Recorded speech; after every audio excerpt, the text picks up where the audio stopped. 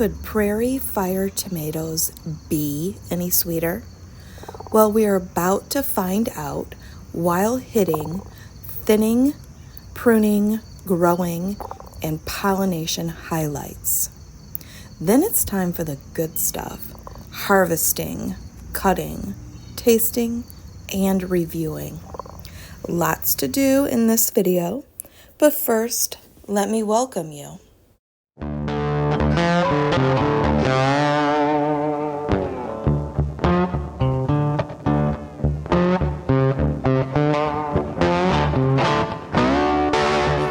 started them in toilet paper tubes again, and you can see I put a lot of seeds in here, so I'm gonna have to do some thinning. And I need to thin these tomato plants. No matter what variety you have, this is the same process and procedure. I'm going to take in my finger and just spread them apart so I could see what is the smallest. And I believe this one right back here is the smallest.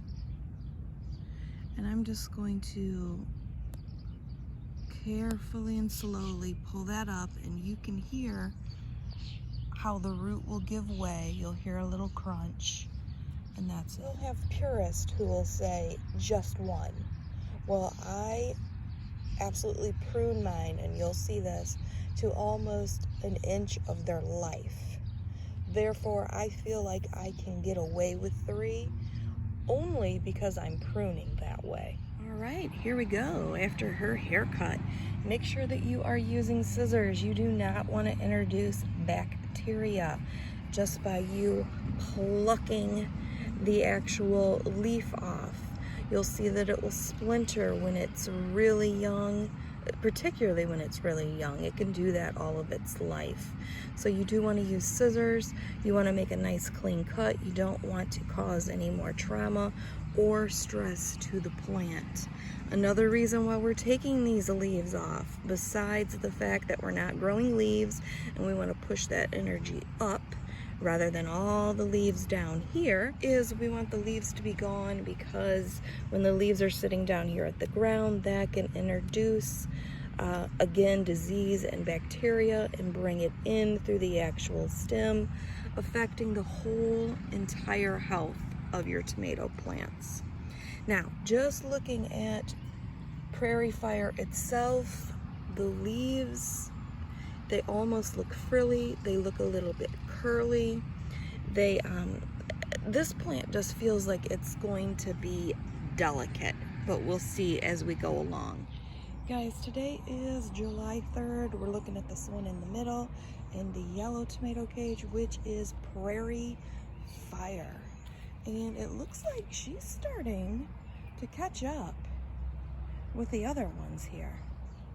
I was really scared she was going to be a little delicate doily, but look, she's starting to get some fruit set on her. Excellent, excellent, excellent. Oh, more down here too. July 15th, it is a rainy, quiet morning, and look at prairie fire. Excellent. It's July 19th, we're looking at prairie fire, and look, it's getting that nice teardrop look on it. Excellent. Got a lot more up here to produce. I keep pruning, they keep giving. That's how it goes. It's July 20th, and we are looking at prairie fire. And look at that. She has developed some sensational teardropped or oblong-shaped fruit very quickly here. All right, so tomatoes are annuals. They are fantastic for all growing zones. They require 8 to 12 hours of full sun. And I need to come out here and prune just a little bit. If you stay on it and prune once a week, it really just takes you maybe 1 to 2 minutes per plant, but it's completely worth it. I want to point out a couple things to you. So go slow when you're pruning, because prairie fire looks like it's going to have a normal segmented pattern in their fruit set, and this is their fruit set. But then you also get some that are going to grow on the actual leaf itself. And I almost cut this one because I couldn't really see it. Right there's another fruit set growing on a leaf. So you have a dual combination of things going on with Prairie Fire. She's gorgeous, she's beautiful. She looks kind of frilly, so it is kind of hard to tell what is actually going to be a fruit set at the very beginning, because she's long and she blends in. It's the 27th of July. It rained so flippin' hard last night, but we are looking at Prairie Fire. Oh my god, she looks fantastic. Now starting to look more like a pear rather than oblong. She has these really fanned out fruit set. It almost looks like ladies with those long fingers and big hands. She is excellent, very dynamic, lots of fruit set going on here. You can also see with this fruit set that we have a leaf growing out of here and also a fruit set that's actually on the stem. So do want to be careful at what you are clipping and you are pruning. Best when you have a new variety, always to approach it hesitantly. Guys, today is July 30th and we're out here looking at Prairie Fire. Look how gorgeous she's going to be with this yellow and red, and you can see some of that different coloration and how that pattern is going to be once she starts turning that lovely red and ripening for us. I just came out and trimmed again. If you stay on top of this every 5 to 7 days, once you understand what the fruit pattern is here, it really helps. It helps with the airflow, it helps with the energy production, moving everything up, and it helps with your spacing. Your required spacing for tomatoes are about 24 inches from one tomato to another tomato.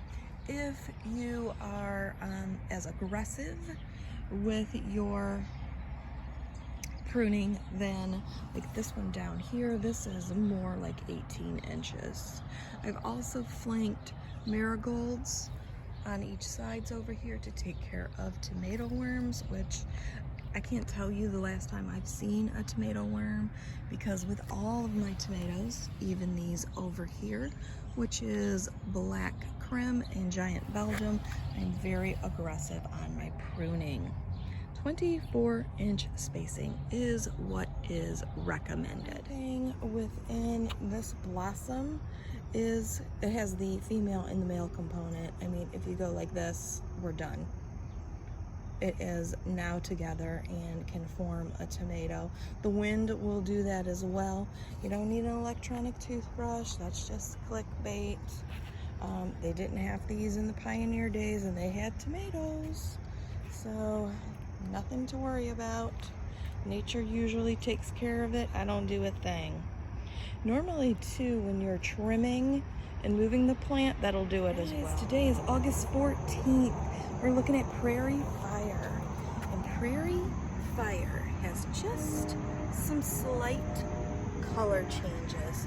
Can you see just a little bit of that pinkiness coming in? Ooh, I'm excited. They are big. I want to just get down here and feel them. Yeah, there's no kush yet, but things are definitely happening, and Fiona and I are very excited. Today, look at that. You can see it turning better.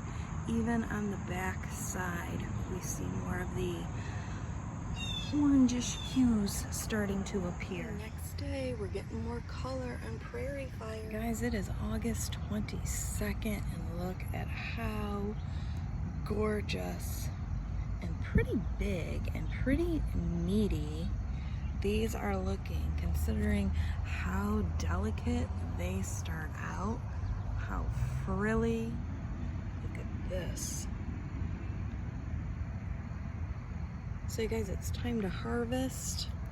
I'm gonna go ahead and I'm gonna pick this and look at how gorgeous these are, you guys. They remind me a lot of aroma. So I'm gonna pick this one because this one looks pretty massive. Picked really easily. Look at how huge that is and how gorgeous that is. We've got green, we've got yellow, of course orange when you combine those two, and straight up red. Excellent, you guys, excellent. So let me keep harvesting.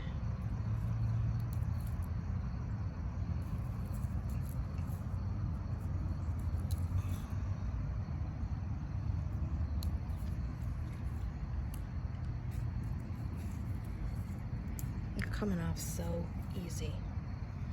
Gonna go ahead and get this one. This still, and you can tell it's got a nice cush. See that sink in? That's what you're looking for. The rest of these, let's see about this one real quick. Yeah, not as much. This one, maybe one more day. So at least I've got 4 over here. And I've got 4 over here. 25th today, I can see some splitting with prairie fire. August 26th, and we are going to check out prairie fire here. Is she not gorgeous? She's got 3 colors working for her, the red, the green, the yellow. She's gorgeous. Look at how big this ends up being in my hands. Reminds me of a lot of aroma. It's got some nice cush in there. And I did cut this up and down and also sideways, which reminds me of the Olive Garden salad. So I'm gonna go ahead and I'm going to try this piece right here. I'm gonna go for the best. Look at how gorgeous that is. The skin is gorgeous. You can also tell there's a little bit, especially right here, there's a lot of a thick wall right here, and you do taste that. So I'm gonna try it this way. Oh yeah, that is so good. Okay, let me try this. And first I'm gonna try this thick wall first. Yeah, it's not too bad considering how wally it is. That second bite is fantastic. I have not salted these either, and they have a fantastic flavor to me. So good. I think I really like these prairie fire better when they're cut like this, because you cannot taste the walls on these tips. So I like that a lot better. September 1st, and we are going to talk about the prairie fire tomato. And get a good look at this packet picture here. And here's what mine actually look like. Yep, I've got some cracking on them. That's not a big deal. We've had a lot of rain. I don't mind rain. That means I don't have to water my garden as much. And here are the other 5 tomatoes that I tried from Baker Creek. And I'm going to have a BLT later. Cannot wait. So Baker Creek. Here we go. The 2023 catalog did not have this listed. No big deal. Just go to the website. All right, let's read what they have to say. Prairie Fire, new, sweet candy taste, 75 days. Insanely sweet fruit with a Brix reading of 10.0. Yep, these are so good and sweet, surprisingly sweet. I was a little bit caught off guard. Extremely kid-friendly, I can see why. This may be the sweetest tomato we have ever tried. Compact, semi-determinate vines.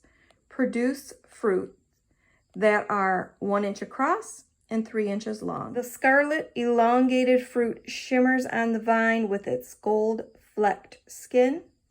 This delectable saccharine treat was bred, so that means it's not an heirloom, by Aaron Whaley, who reports this is the most snackable tomato and rarely makes it back to the kitchen before it's eaten. $3 for 15 of those seeds, and that was completely worth it. And I also went ahead and saved some seeds. So yes, I know it's not an heirloom. When I get a hybrid the first time, I will get out as many seeds as possible. So I'm gonna grab some more today and I will put them down here. But I want them as close to the parent as absolutely possible. So you guys, now let's grab these, and I'm gonna place these in a lighter bowl so we can look at them a little bit better. And I've gotten loads off of that plant already. I've had these in salads, mozzarella salad, just eating them, and they are irresistible, because if you're looking for that shot of sweet and you don't want to down a candy bar, these are good. Totally and completely recommend totally growing these again. And I'm going to be sad when they leave me this year. Now I'm going to use Prairie Fire, and I just took 2, and I took the ones that were split. No big deal to me. Cut them along that split.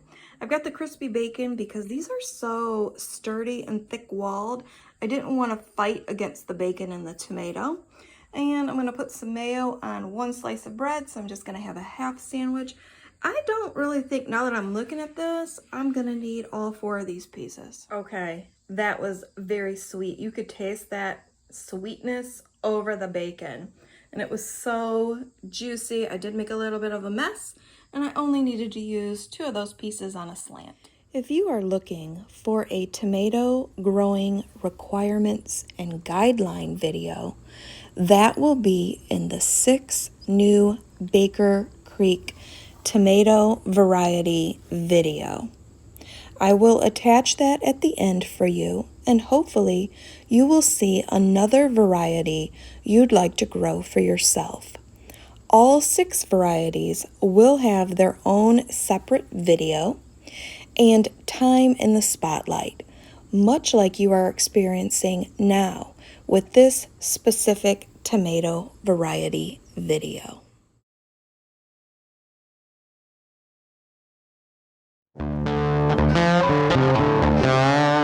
Thank you so much for watching, and I invite you again to subscribe, as I have been gardening for over 40 years and have a lot to teach, show, grow, review, experiment with, and my favorite, a specific variety everything deep dive.